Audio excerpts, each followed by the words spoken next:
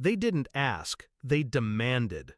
Family helps family, my mother snapped across my kitchen table, as if the 5 years of silence between us had never happened.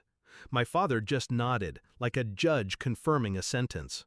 My sister sat there pretending to cry, her hands shaking, but her nails were freshly done, red and sharp. They wanted me to sell my house. My house! To erase her $150,000 debt like I was their personal bank. I refused. Calmly, directly. And that's when the mask slipped. 5 years earlier, they cut me out. I wasn't the golden child. I wasn't the one they paraded at dinners, the one they poured all their affection into. That was always her, my sister, the prodigy. My parents invested everything in her and treated me like background noise. When I left to build a life on my own, they made it clear. I was done. No calls, no support, no family. I survived anyway, worked, saved, built. I bought this house with my own hands and money, brick by brick, paycheck by paycheck. So when they reappeared, suddenly remembering I existed, I knew exactly what they wanted. Not me, not my life, my house. At first, I thought no would be enough. But days later, I came home to destruction. The door splintered, furniture ripped apart, photographs shredded. They left nothing untouched. My sanctuary violated by the very people who told me I was nothing. The rage should have broken me. Instead, it sharpened me. Because what they didn't know was what this house really was. This wasn't just a home. It was protected. Every wall wired, every room watched.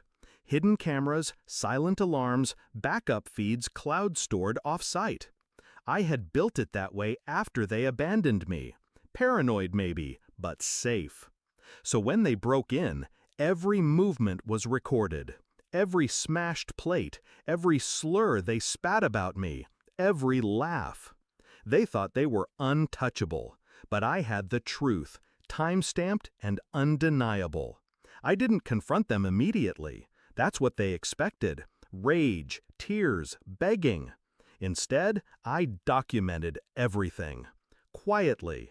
I met with my lawyer. I handed over the footage. We drafted restraining orders, pressed charges. Property damage, trespassing. But I didn't stop there. I knew their weaknesses. My father's reputation as a respected businessman. My mother's charity events, all about image. My sister's upcoming wedding to a man who thought he was marrying into a perfect family. I sent copies of the footage to the fiancé, to the charity board, to business partners. No words, just the truth. I didn't need to explain. The videos spoke louder than I ever could. The fallout was swift. My father's partners pulled away. My mother was dropped from her committee chair pending review. My sister's fiancé walked out, ring left on the counter, after watching her kick down my door in heels. They tried to spin it, of course. It's a misunderstanding, family squabble, she's exaggerating. But the footage rolled on screens in private rooms, and the truth spread faster than their lies. When they came back, this time it wasn't to demand. It was to beg. 3 hollow figures on my porch, voices cracking, pride gone. My mother's lipstick smudged, my father's tie loose, my sister's eyes swollen from crying. I let them stand there. I opened the door just enough to watch them squirm. "Please," my sister whispered, "we didn't mean it." But they did. They always did. And I wanted them to feel what I felt for years, shut out, unwanted, invisible.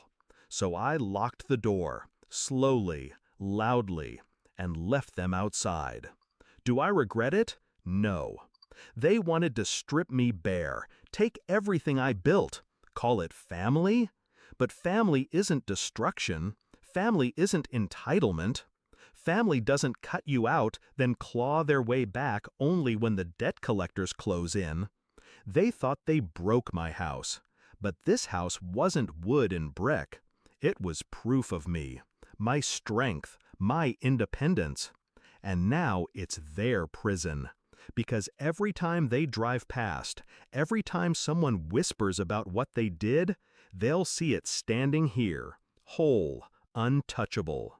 They destroyed everything inside that day, but they didn't know this house was already a weapon, and I used it to bury them.